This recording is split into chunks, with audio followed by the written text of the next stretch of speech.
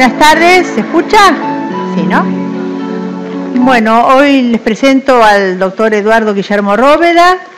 El doctor nos va a hablar sobre uniones convivenciales.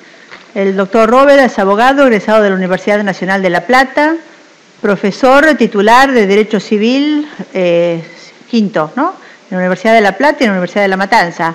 Profesor adjunto ordinario en Familia y Sucesiones de la Universidad de Buenos Aires, coautor de 2 libros junto con el doctor Abel Fleitas Ortiz de Rosas, Manual de Derecho de Familia y Régimen de Bienes del Matrimonio, codirector del Área de Derecho de Familia del Código Civil y Comercial comentado, dirigido por Julio Rivera y Graciela Medina de Editorial La Ley, y subsecretario en la Secretaría Civil y Comercial de la Suprema Corte de la Justicia de la Provincia de Buenos Aires. Los dejo con el doctor Róveda. Tenemos un problemita con la computadora que, si Dios quiere, ahora van a venir a solucionar. En todo caso el doctor va a empezar y después vamos a ir pasando, si lo solucionamos, para que ustedes puedan. Lo dejo. Un gusto. Muchas gracias.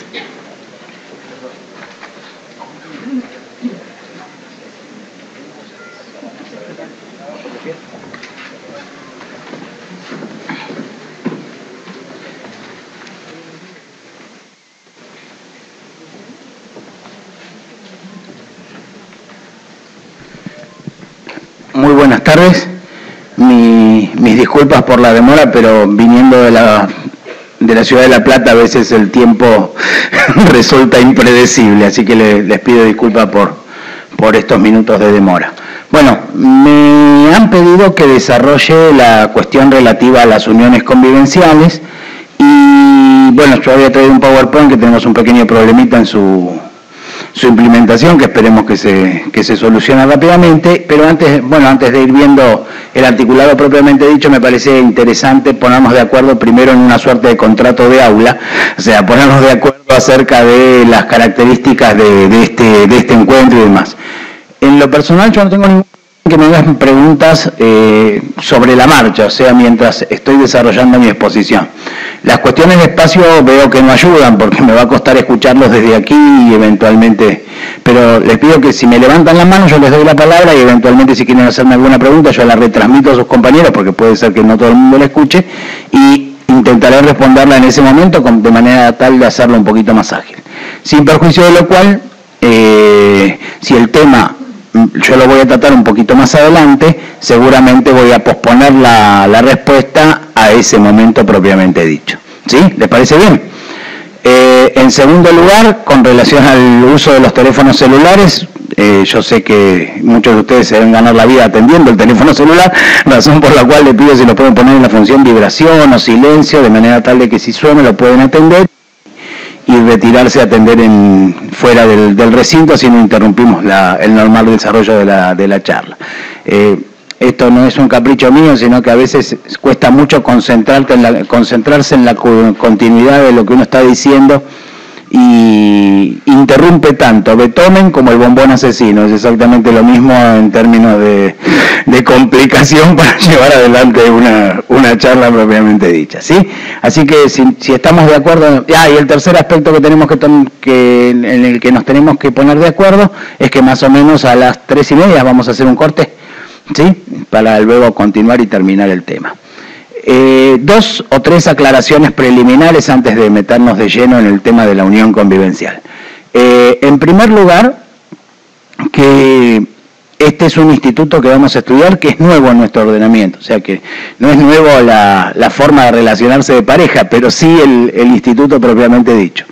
Por lo tanto, si esto fuera una charla normal, ya con el código asentado, yo probablemente a algunas de sus preguntas podría contestar, bueno, la Cámara Nacional Civil en tal caso dijo tal cosa, o la Corte dijo tal otra, o la Corte de la Provincia de Buenos Aires dijo tal otra. Lamentablemente en este caso todavía no contamos con esas herramientas, entonces muchas de las preguntas que seguramente ustedes se hacen, que pueden ser las mismas que me formulo yo, todavía no tienen respuesta hasta tanto no empiece a funcionar la jurisprudencia. Discúlpenme un segundito. Sí, me parece que es más moderno que el PowerPoint que ustedes tienen. Trato de transformarlo. Así que esa es una primera limitación. Y bueno, y la segunda, que de alguna manera ya les he dicho, se trata de un instituto nuevo, o sea, de un instituto que es novedoso, que tiene sus características modernas y que va a haber que ir viendo con un poquito más de detalle a ver cómo va evolucionando y si no es que se reforma, porque tengo entendido que en la Cámara de Diputados ya se han presentado algunos proyectos tendientes a modificar este instituto que seguramente no va a llegar a producirse antes del 1 de agosto, porque saben ustedes que nuestros legisladores por estos días andan ocupados en otras cosas, pero claro, pero seguramente en el futuro, seguramente alguna revisión va a tener que existir porque hay casos que no han sido del todo correctamente resueltos. Muy bien, arranquemos entonces. ¿Qué es la unión convivencial y de qué hablamos cuando hablamos de unión convivencial? La primera cuestión que hay que analizar es que cuando hablamos de unión convivencial hablamos de lo que vulgarmente conocemos como concubinato y que enseñamos en la facultad como concubinato, unión de hecho, aparente matrimonio o como se lo quiera llamar. En el Código Civil se sigue lo que era la tendencia del antiguo derecho francés en la materia. Saben ustedes que en la discusión del Código Civil francés se planteó la posibilidad de regular o no el concubinato y en aquel momento se decidió por no. La fórmula histórica sobre el asunto era los concubinos se desinteresan de la ley, por lo tanto la ley se desinteresa de ellos, y en ese contexto el Código Civil francés no contenía normas relativas al concubinato. Y este es uno de los modelos mundiales, digamos, de regulación de este tipo de uniones, o sea, la inexistencia de regulación. Ahora, aquellos países que en general siguieron esta inexistencia de regulación, habitualmente también optaron por generar algún tipo de derechos de índole social derivados de la unión de pareja, aun cuando ello no significó la otra postura relativa al tema, que es la equiparación con el matrimonio. Ejemplificando en el derecho argentino, para no irnos muy lejos, tenemos que, por ejemplo, el artículo 248 de la Ley de Contrato de Trabajo regula ciertos efectos a la unión de hecho. Tenemos también que las leyes previsionales en general otorgan derecho previsional a las personas que viven en aparente matrimonio bajo determinadas circunstancias. Y esto es una cuestión que se revela constante en nuestra legislación social, razón por la cual, de alguna manera, la regulación sobre este tipo de uniones no nos es ajena. Sin perjuicio de ello, si uno analiza la connotación que el Código Civil le da a la unión convivencial o al concubinato, mejor dicho, al concubinato, nos vamos a encontrar que en general la palabra concubinato es asociada a la idea de sanción. Por ejemplo, el derecho a percibir alimentos se pierde si quien los percibe vive en concubinato, por ejemplo. ¿Sí? En el caso del matrimonio anulado, donde ambos cónyuges fueran de mala fe, la unión se reputa como concubinato. O sea, la idea de la palabra concubinato en el Código Civil está usada en términos negativos. Es más, cuando se le da efectos jurídicos positivos, no se la nombra como concubinato. En el artículo 3573, que habla de la pérdida de la vocación hereditaria si una persona se casa, cuando la otra está enferma y esa persona muere de esa enfermedad en el transcurso de 30 días, se habla de salvo que sea para regularizar una situación de hecho previo, o sea, no se habla de salvo que vivieren en concubinato. Así que nuestro Código Civil y nuestra normativa hasta ahora ha seguido aquella fórmula del derecho del Código Civil francés de 1804 de la abstención.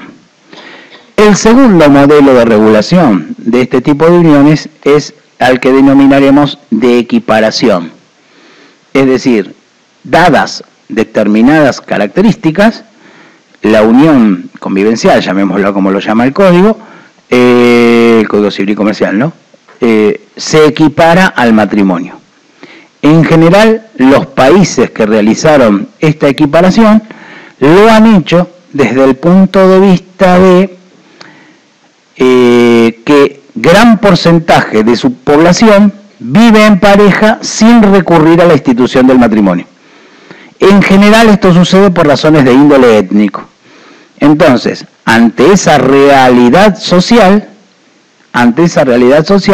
se optó por que dadas determinadas circunstancias se lo equipara al matrimonio. ¿Y esto para qué? Para no tener al 80 o el 90% de las parejas que se encuentran unidas fuera de la regulación civil. Entonces, en ese contexto se optó por esa equiparación. Bolivia, por ejemplo, Nicaragua, Cuba, son países que tienen por ley estas equiparaciones. Y el tercer modelo que se conoce, con variantes por supuesto, es el modelo, digamos, del derecho francés moderno, al que se lo denomina o se lo conoce como el Pacto Civil de Solidaridad, regulado en los artículos 515 y siguientes del Código Civil francés actual. Y aquí hay que hacer un poquito de historia sobre el instituto. Francia se planteó en determinado momento la posibilidad de realizar o no una regulación destinada al matrimonio entre personas del mismo sexo. Y descubrieron que no tenían las mayorías legislativas necesarias para producir esa modificación en el matrimonio.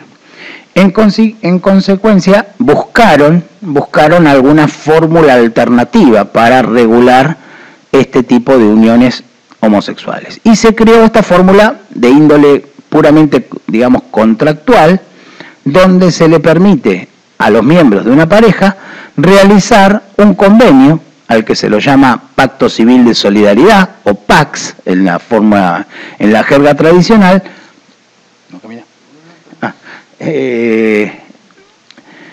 al que se denomina PAX en la fórmula tradicional, donde las personas que conviven pueden realizar un contrato en el cual regulan sus cuestiones personales y sus cuestiones patrimoniales, ¿sí?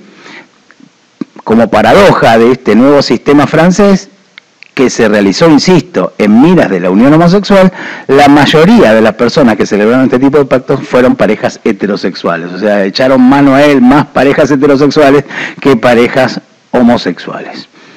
Así que, de alguna manera, estas tres fórmulas son las que se conocen en el mundo, con matices y variantes, como método de regulación de este tipo de uniones.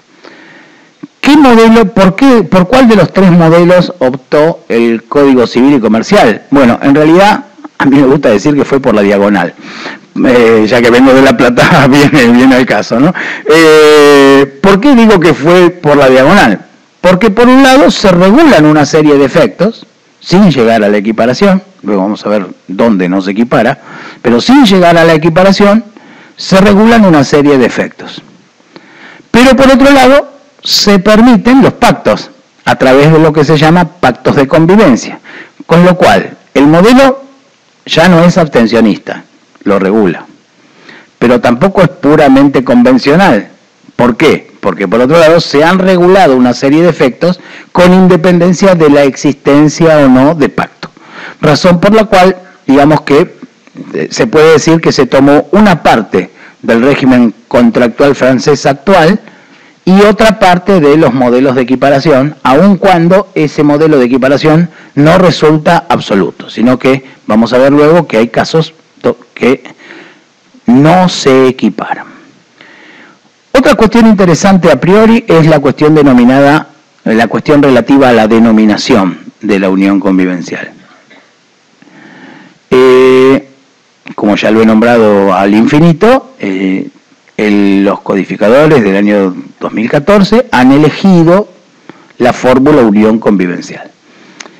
Esta fórmula era una de las alternativas posibles, pero el problema es que la palabra convivencial como tal no figura en el diccionario de la Real Academia Española. Si ustedes entran a rae.es y ponen la palabra convivencial, le va a saltar que no arroja resultados, o sea, la palabra no existe. Así que, de alguna manera, el legislador argentino ha sido creativo en este punto, llevando la cuestión a una cuestión ya propia de la Real Academia Española. El otro día, hablando con un amigo que estudia filosofía y letras, me contaba, bueno, en definitiva, la Real Academia Española después las acepta, las palabras. O sea que en este caso haremos el camino inverso. Primero habremos creado la palabra y luego la Real Academia Española dirá, en Argentina, convivencial, dícese. Habrá que esperar que el tiempo permita la incorporación de esta palabra al diccionario de la Real Academia Española. Hasta la última vez que yo lo chequeé, que fue hace una semana, no existía todavía.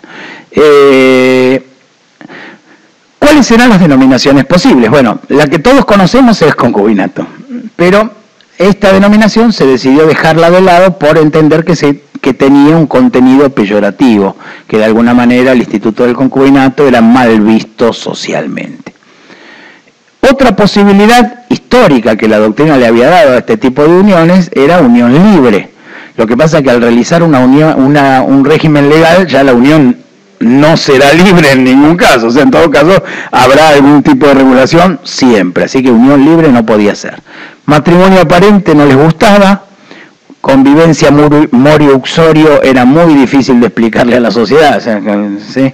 Los italianos lo llaman matrimonio di fatto, pero esto del fatto era como que tampoco no sonaba lindo, no sonaba agradable. Y bueno, finalmente se quedaron con 3 denominaciones posibles: unión de hecho, unión civil y unión convivencial. No sé por qué descartaron unión de hecho, que era la denominación lógica. No podía ser unión civil, porque el matrimonio es una unión civil. O sea, en todo caso podría ser otro tipo de unión civil que no fuera el matrimonio, ¿sí? Y bueno, como ya les decía, se terminaron decidiendo por este término de unión convivencial en una creación del lenguaje castellano.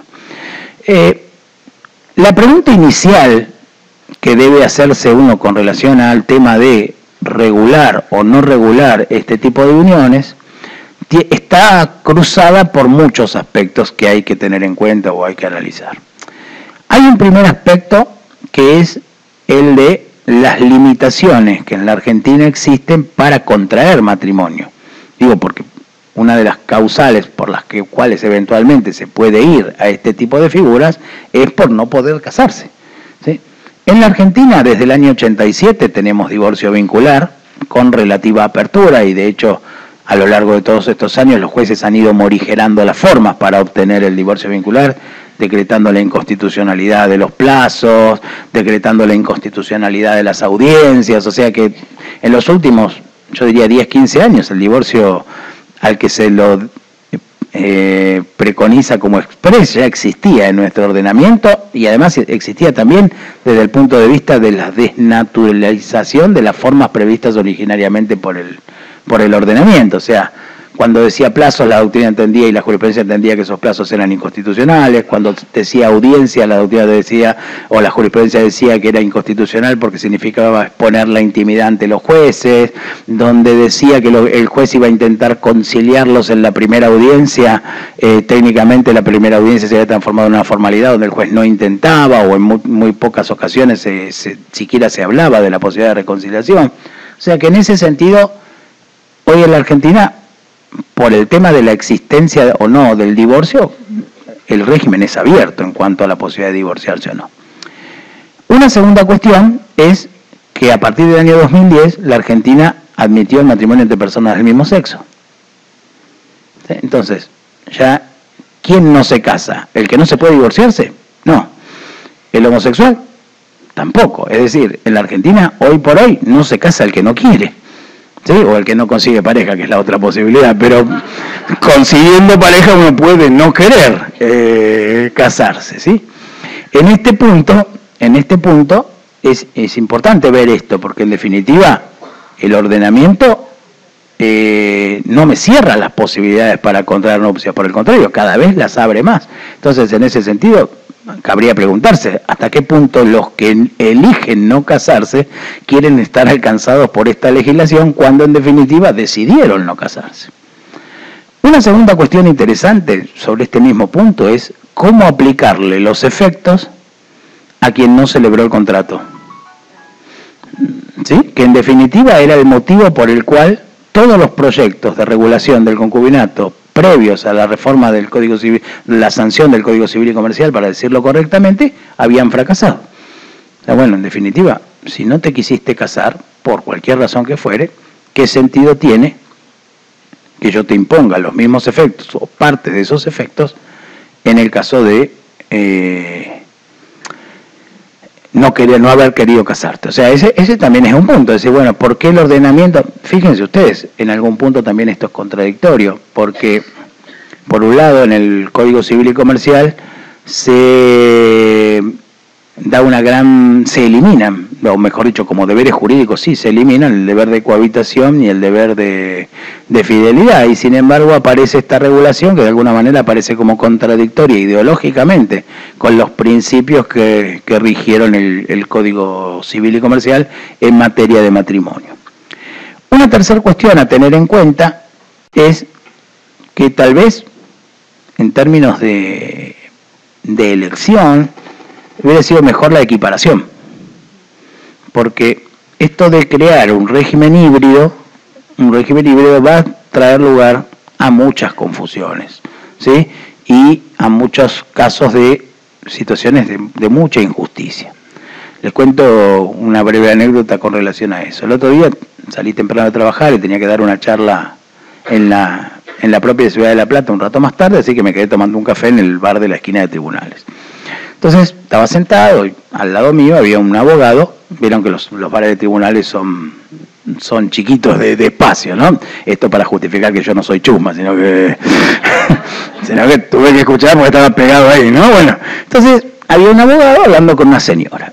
Y la señora decía, bueno, porque ahora cuando me toque la mitad de la casa, yo voy a hacer tal cosa. Y el abogado le decía, pero señora, usted no se casó. La charla continuaba como si esta frase no hubiera sido lanzada y al rato la señora volvía a la carga. Claro, porque ahora cuando me toque la mitad de la plata de la casa, yo voy a hacer... Y otra vez el abogado, pero señora, usted no se casó. En la media hora que estuve yo ahí, esta frase el abogado la dijo 4 o 5 veces fácil y la señora nunca la registró. ¿Por qué nunca la registró? Porque, y esto de alguna manera justifica la regulación, o sea, como para no hablar solo del lado de la no justificación de la regulación. Esto de alguna manera justifica la regulación, porque en el común de nuestra sociedad está instalado que el concubinato, con determinadas características, que en general son las de la ley previsional, es igual al matrimonio. Entonces, desde esa perspectiva igualitaria, la gente tiene la falsa creencia acerca del instituto. Y luego es muy complejo, sobre todo para el abogado en el ejercicio profesional, explicarle a la gente que lo que cree tener como derechos no lo tiene. Y en muchas ocasiones los jueces se enfrentan a resolver situaciones de desalojo o de partición, donde uno advierte que la persona era la compañera o el compañero de la persona fallecida y que se enfrenta seguramente a los hijos que este señor había tenido con su anterior pareja, y en ese contexto se verifica una situación de profunda injusticia, de pérdida de derechos. Entonces, desde ese punto de vista, tal vez no sea del todo descabellado hacer una regulación sobre las uniones convivenciales, sin perjuicio de que pensemos si esta era la mejor o el sistema era perfectible. Como siempre, como toda obra humana, el sistema es perfectible y es un avance. El otro fundamento que han dado los autores de la reforma a la justificación de por qué regular la unión convivencial son básicamente 2. Un primer justificativo tiene un componente, igual que el que venimos hablando, de índole sociológico, donde, de acuerdo a las estadísticas del censo del año 2010, el 40% de las parejas convive sin estar casada. Con lo cual, en la perspectiva de los autores de la reforma, esto transforma a la cuestión en un fenómeno social. Y en tanto fenómeno social no puede ser desconocido por el legislador, ¿sí?, para darle algún tipo de regulación. Esta vendría a ser la otra justificación. Y la tercera justificación que se ha dado es un principio general del derecho de familia que se aplica expresamente en este caso, aunque a mi gusto se lo hace jugar para un lado y se lo hace jugar también en el lado exactamente contrario, que es el derecho a la libertad o a la autonomía de la voluntad en el derecho de familia. ¿Por qué digo que se lo hace jugar para un lado y para el otro? Porque por un lado se nos dice, bueno, en realidad la persona tiene el derecho a, en su autonomía personales, es decir, en su autodeterminación de elegir casarse o no casarse. ¿Sí? Ahora, también se dice, bueno, pero también tiene la libertad de fundar la familia de la manera que se considere más conveniente, que no necesariamente es el matrimonio. ¿Sí? Acá aparecen el mismo argumento dado de manera contradictoria, porque por un lado, ¿cómo puede ser que conviva el derecho a casarse o a no casarse con el derecho a fundar una familia desde otro lugar que no sea el matrimonio? O sea, me parece que aparecen estos argumentos aparecen a mi gusto como contradictorios entre sí. No es el único lugar donde este principio de la libertad aparece como contradictorio. Baste con mirar esta regulación o la relativa al consentimiento de los padres para dar a su hijo en adopción, o la relativa a la escasa facultad que se ha otorgado para elegir el régimen de bienes del matrimonio, limitándose la opción a una sola y con características muy especiales. Así que, de alguna manera, acá hay una contradicción. Por último, en esta introducción, digamos que el Código Civil y Comercial de alguna manera viene a llenar la intención de muchos legisladores a lo largo de estos años. Tal vez, ¿caminó? Vamos todavía. Tendríamos que ir a la 2. ¿Se puede manejar ahí? Sí, desde la segunda y darle presentación desde la dispositiva actual.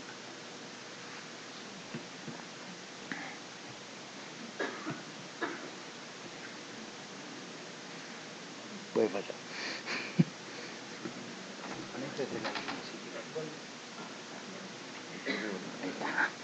Pero ahí no está.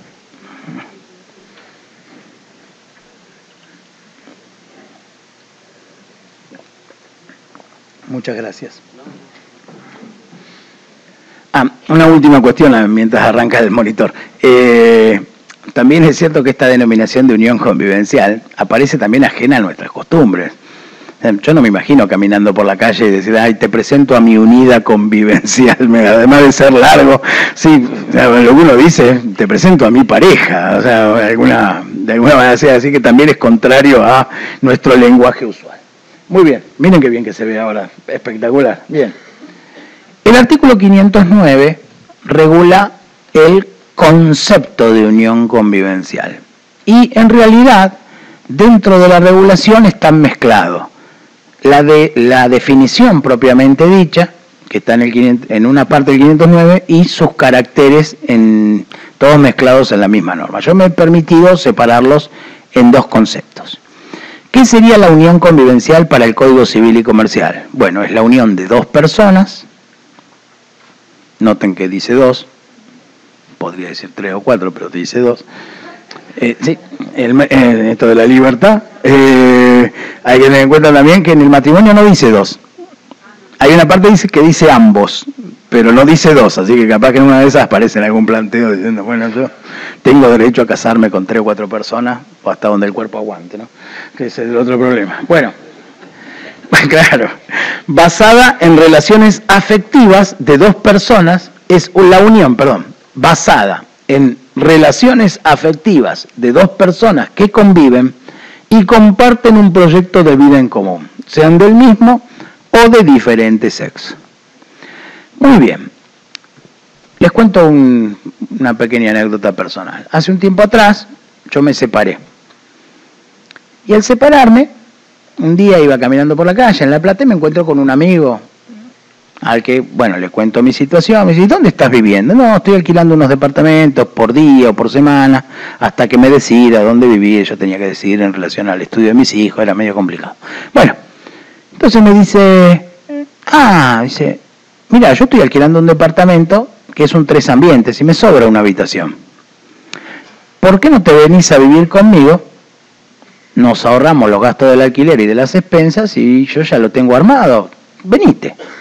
Bueno, yo finalmente me fui, pero cuando salió la norma me puse a pensar de haber ido, yo estaba en unión convivencial con mi amigo. Y bueno, dada la definición entendí que sí. ¿Por qué?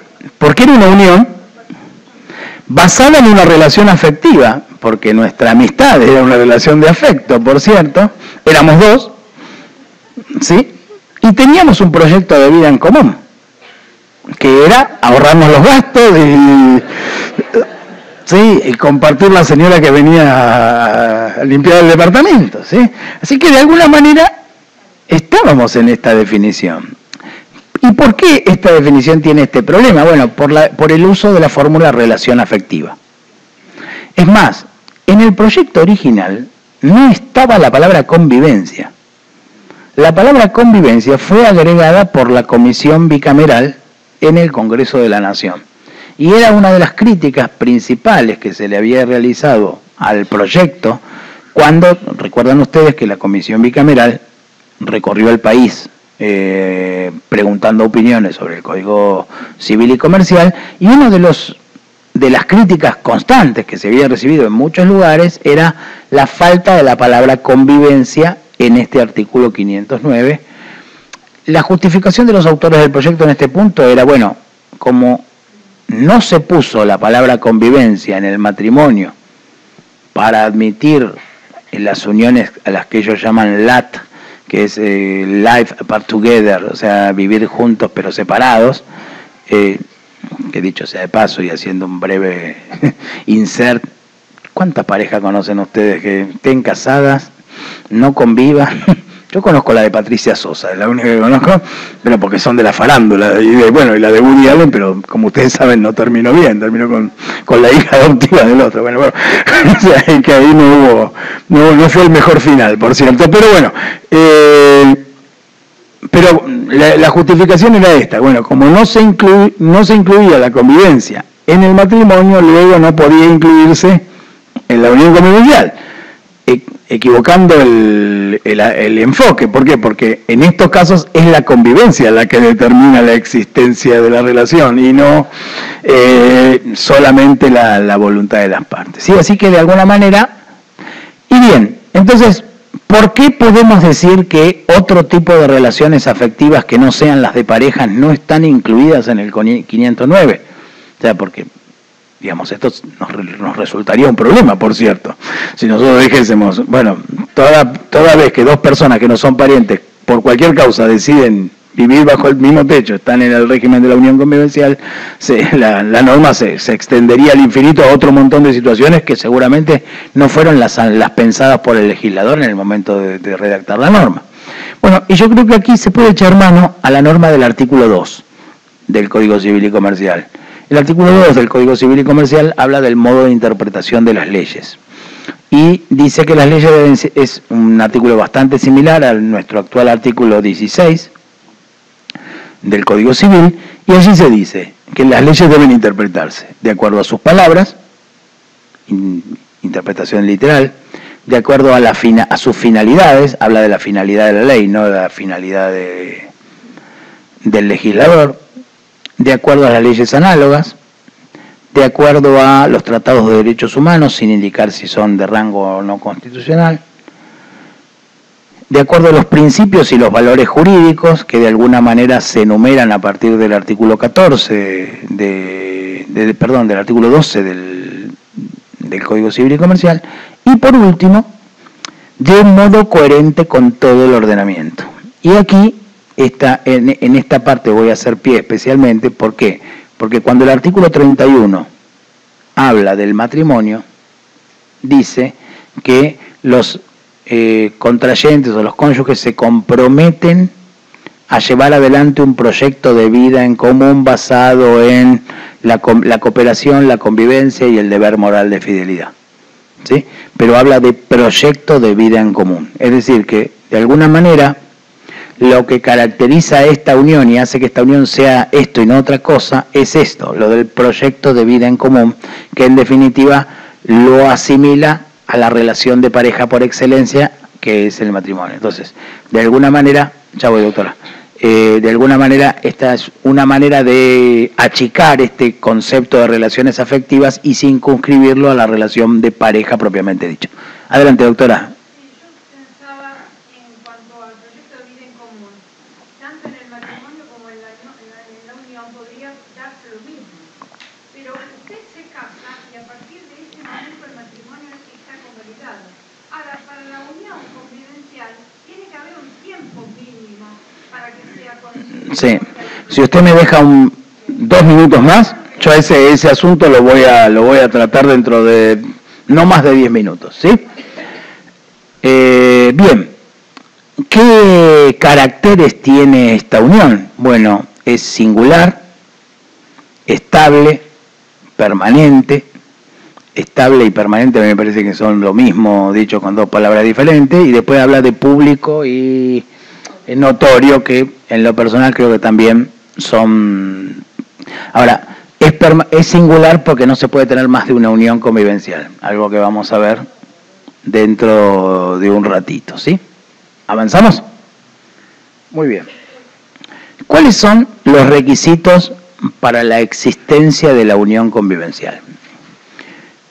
El artículo 510 enumera esos requisitos y de alguna manera tiene un cierto paralelismo con el artículo 403 que habla de los impedimentos matrimoniales. No es igual, no es exactamente igual, pero tiene una cierta similitud con el artículo 403 de los impedimentos matrimoniales. Para estar en unión convivencial se requiere 2 puntos. Que los convivientes sean mayores de edad. Aquí, en principio, mayor de edad es mayor de 18 años en nuestro régimen, tanto en la 26.579 como en el Código Civil y Comercial. Pero hay una diferenciación que me parece que hay que pensar si está justificada o no. O dos cuestiones que me parece que hay que analizar y que no están resueltas específicamente por el ordenamiento. La primera cuestión es la relativa a los mayores de 16 que ingresan en unión convivencial. ¿Por qué hago este corte etario a los 16? Porque también podría hacerlo a los 13, porque vieron que se pasa a la categoría adolescente, se crea la categoría adolescente y a esa categoría se accede entre los 13 y los 18 años. Porque el artículo 404, modificado por la Comisión Bicameral, establece, en el artículo 403 se establece que se puede contraer matrimonio a partir de los 18 años.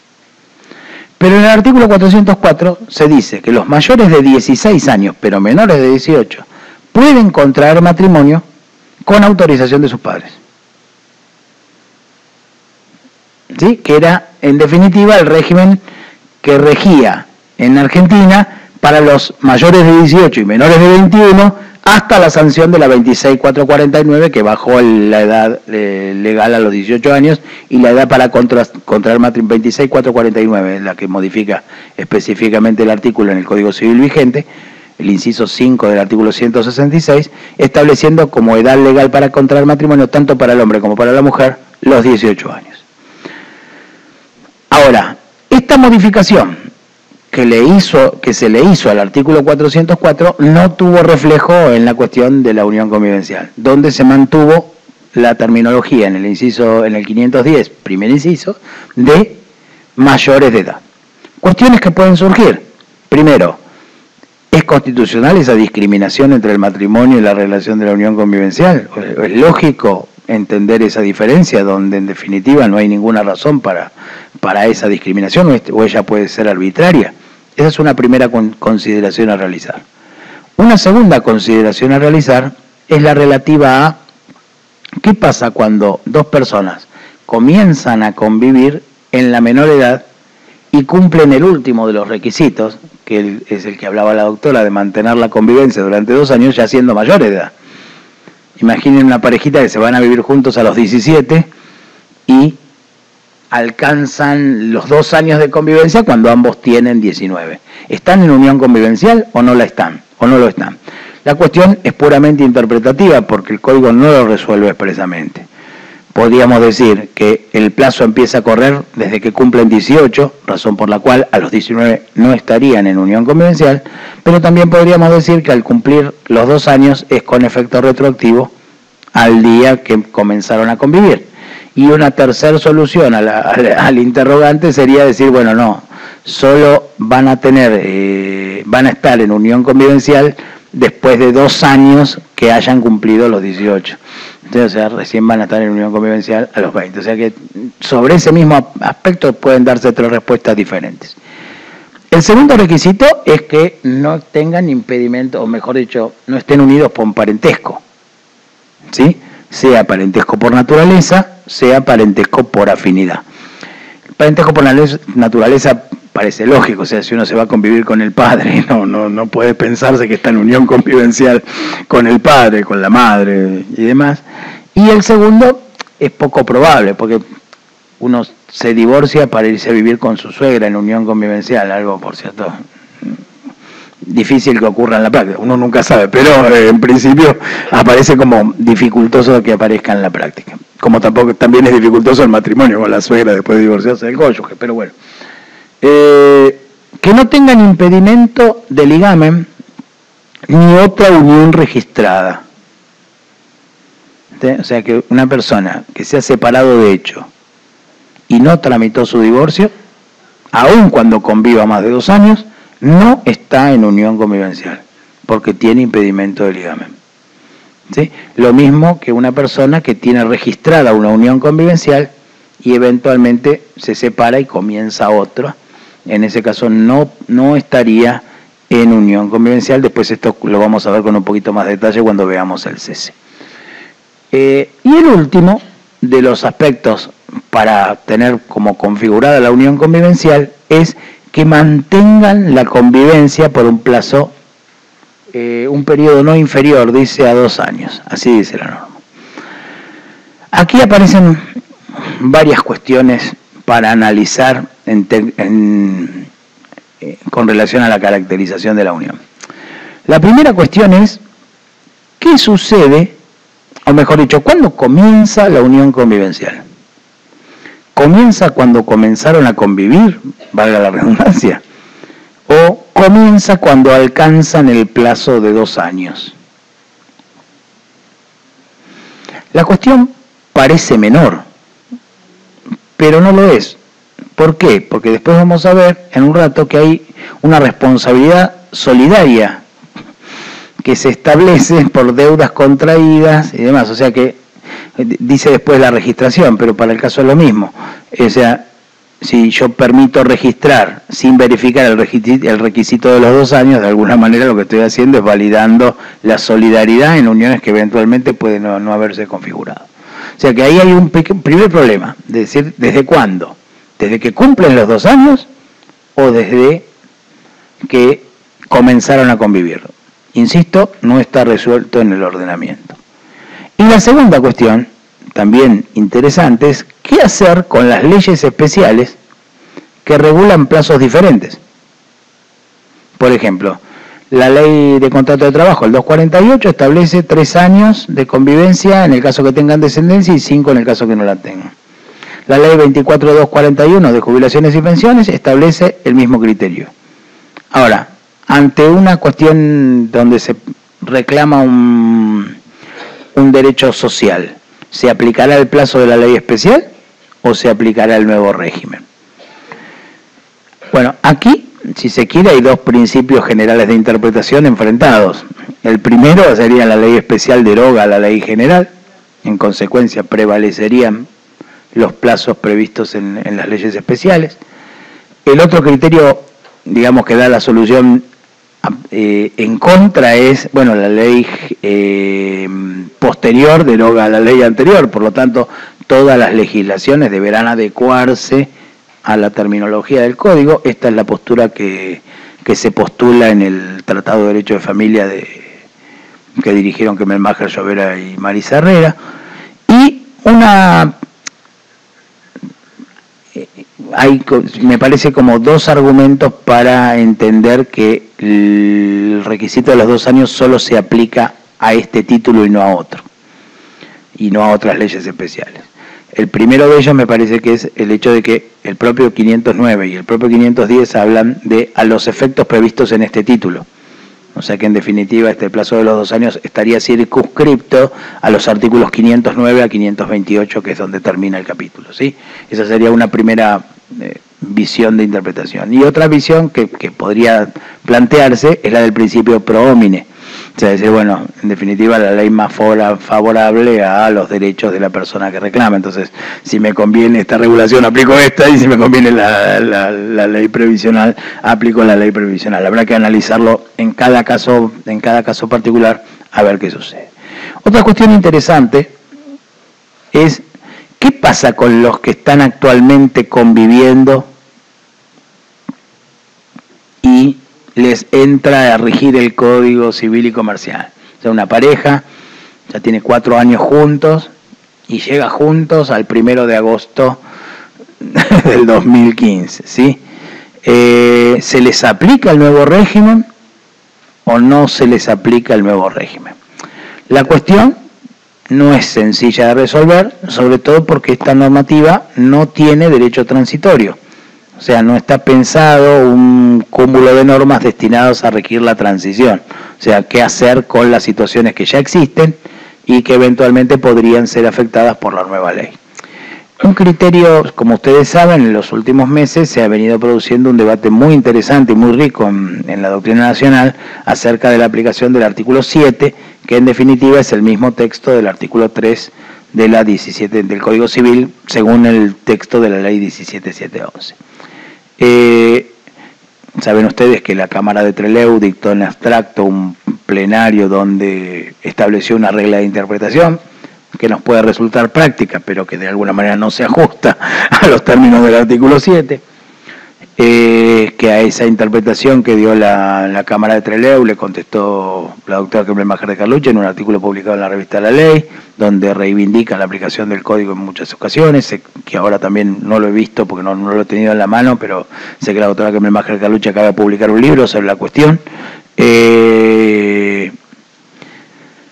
A la que le contestó, a esa postura de la doctora Clemen Majer de Carlucci, le contestó el doctor Julio Rivera a través de un artículo donde se habla de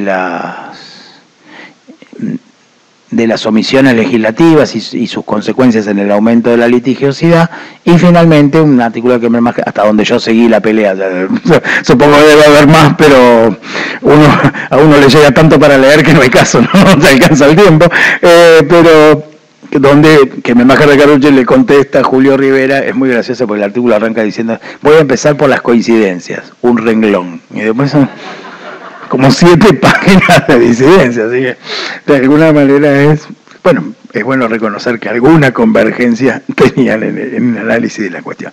Bueno, esa es la cuestión.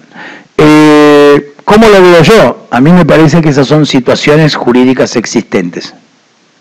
En tanto situaciones jurídicas existentes, se les va a aplicar la nueva normativa, razón por la cual van a estar incluidos dentro de esta regulación, aun cuando registren la unión después del 1 de agosto, porque por otra parte, hoy por hoy, salvo en la ciudad de Buenos Aires y en Cosquín, no se puede registrar la unión en ningún otro lado, más que las informaciones sumarias, ¿no?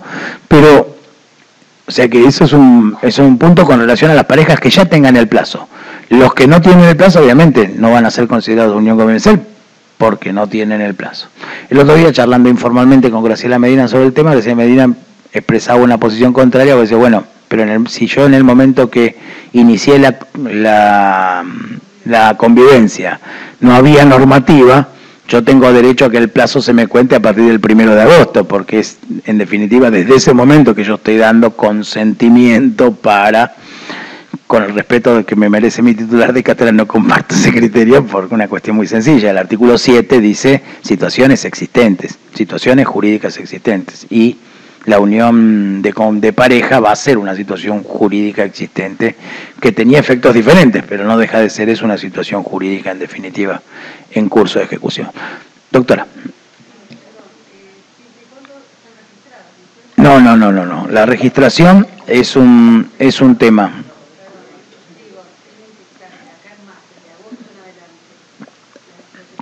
Tampoco. Ahora lo vamos a ver con un poquito más de detalle en la siguiente filmina, que creo que va a ser la última antes del recreo, ¿les parece? Sí.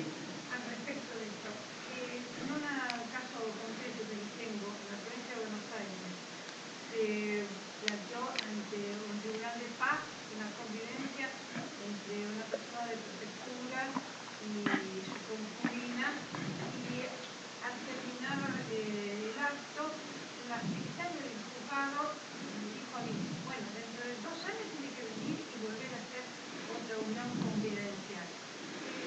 En la provincia de Buenos Aires se necesita ratificar la convivencia cada 2 años.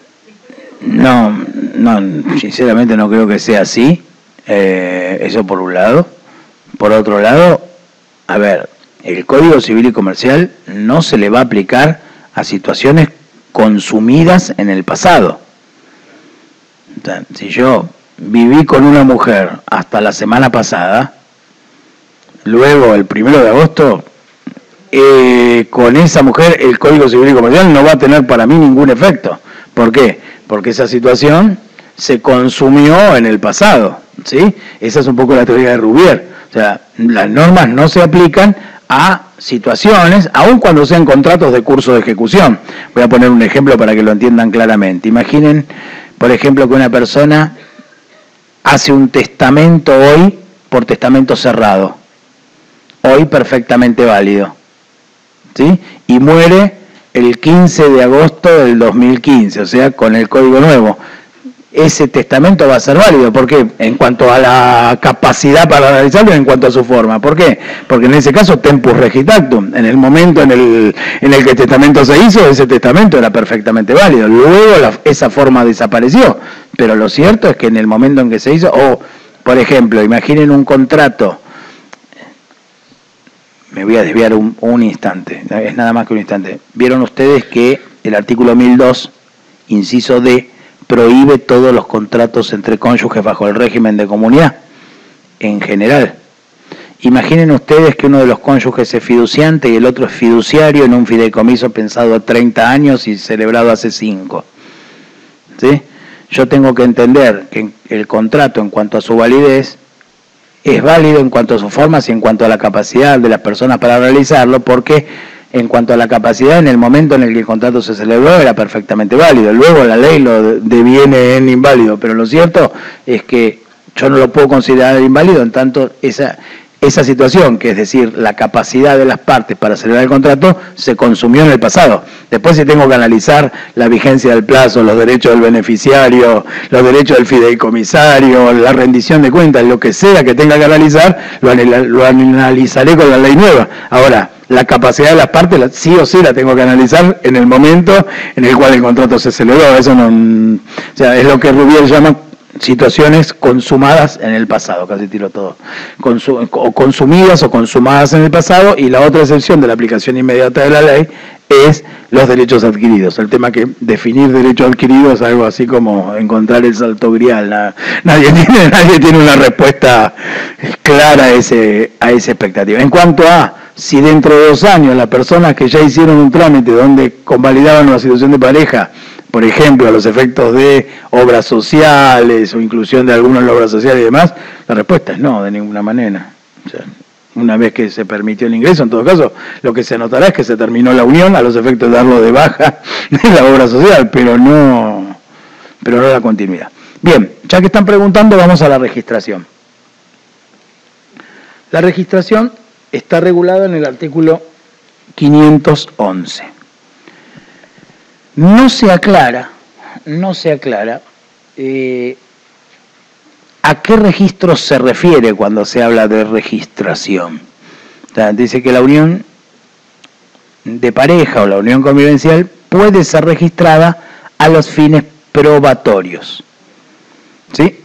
A los fines probatorios. ¿Qué significa esto? Que no es obligatorio tener inscripta la unión convivencial para hacer valer la mayoría de los derechos que se regulan para la unión convivencial. Digo la mayoría porque hay algunos que dependen de la registración. No todos, pero hay algunos que dependen de la registración. No está claro a dónde hay que registrarla. ¿Sí? Tengo entendido en el registro que corresponda de acuerdo a la jurisdicción local. Tengo entendido de la provincia de Buenos Aires que ha habido reuniones entre los titulares del registro y demás, y que lo que han decidido, no se han terminado de poner de acuerdo también, esto también es cierto, pero que iban a crear dentro del registro del Estado Civil y Capacidad de las Personas una oficina especial para la registración de uniones convivenciales, ¿sí? parece la solución más razonable. Ahora, ya que van hasta ahí, la fiesta la van a hacer, el trajecito se lo van a comprar, porque no se casan, pero bueno, lo cierto, la fiesta la van a hacer, los invitados la van a ir y demás, pero bueno, parece que no se dice tampoco qué va a pasar con las registraciones ya realizadas, de acuerdo a la ley 1004 de la Ciudad de Buenos Aires, del registro de uniones de hecho, o sea, si esos van a ser válidos a los efectos de la registración en el nuevo código, o si esas parejas deberán renovar sus votos de alguna manera ante el nuevo registro. Eso tampoco está resuelto expresamente.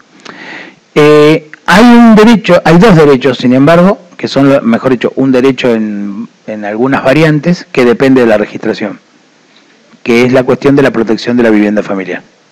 El 522 y el artículo 250, que hablan de lo que es la protección de la vivienda, que antes era el régimen de vivienda y familia, exigen que la unión convivencial se encuentre inscripta. Sí, y esta es una diferencia que de alguna manera va a generar algunos problemas en cuanto a la aplicación o no de la norma. ¿Qué se puede registrar? Tres cosas. Se puede registrar la existencia, se pueden registrar los pactos y se puede registrar la extinción de la unión convivencial. Como los registros van a ser locales, probablemente no haya comunicación entre ellos.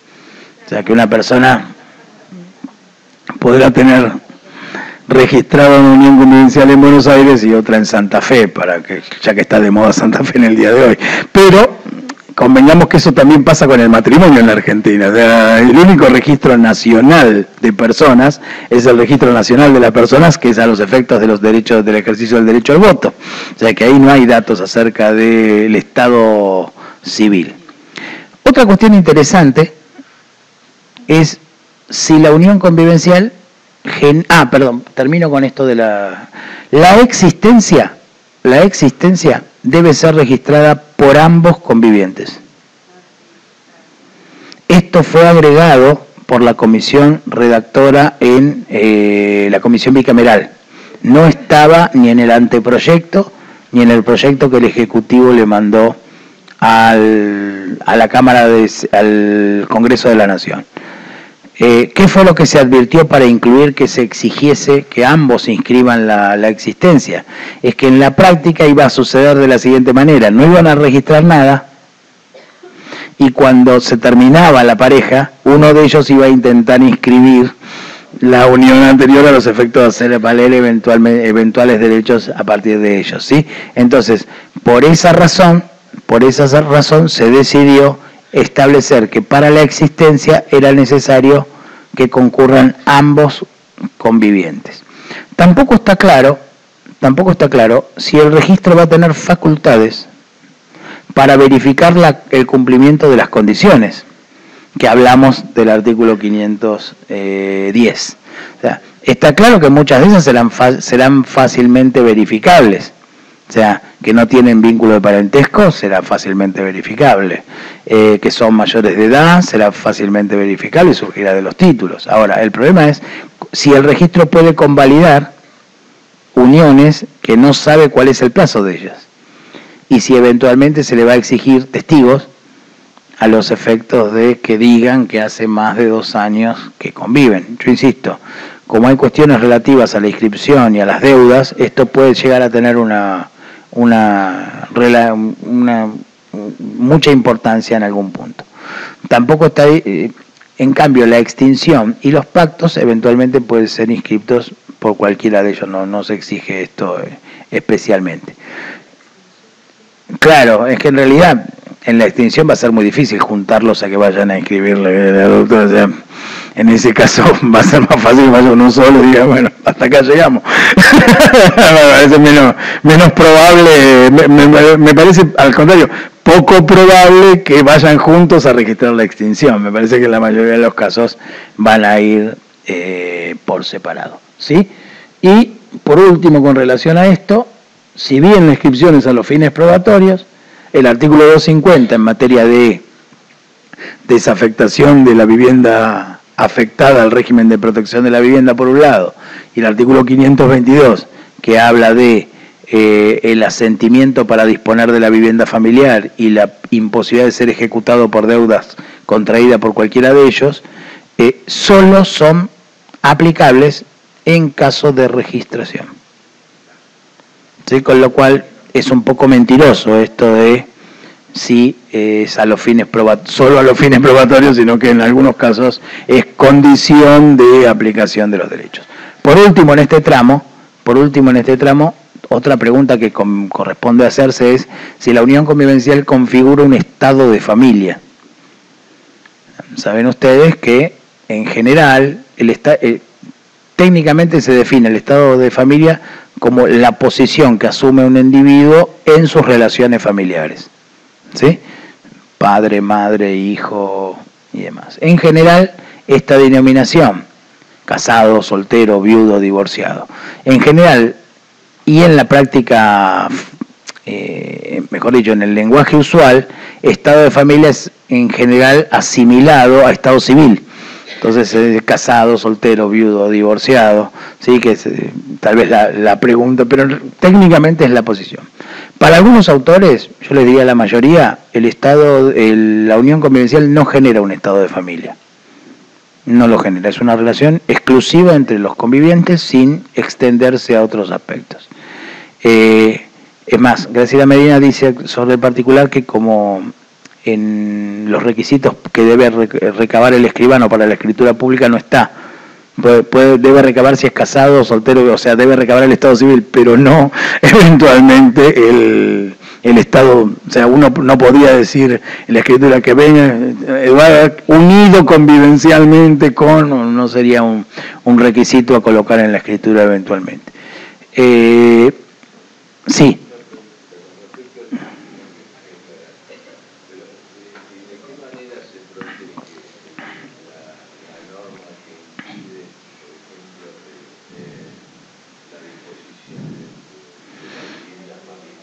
Lo vamos a ver después del recreo, pero en principio el 522 de protección de la vivienda familiar arranca con la frase: en el caso de estar inscriptas, tal cosa. O sea, arranca por ahí. O sea, se exige la inscripción, pero y tampoco se aclara, fíjense usted, la inscripción si en el registro de uniones convivenciales o con relación al bien singularmente considerado. Sí, pero lo vamos a analizar con más profundidad después del recreo. Voy con usted, doctora, y tomamos el break. Sí. No, está claro que el pacto tiene que estar firmado por ambos. El tema es que uno solo de ellos puede llevarlo al registro e inscribirlo como tal. Y quede inscripto en el registro de uniones convivenciales. Se discute si el pacto también debe ser inscrito en relación a los bienes singularmente considerados. Pero como pactos es la siguiente filmina, vamos al recreo y volvemos con los pactos, ¿le parece?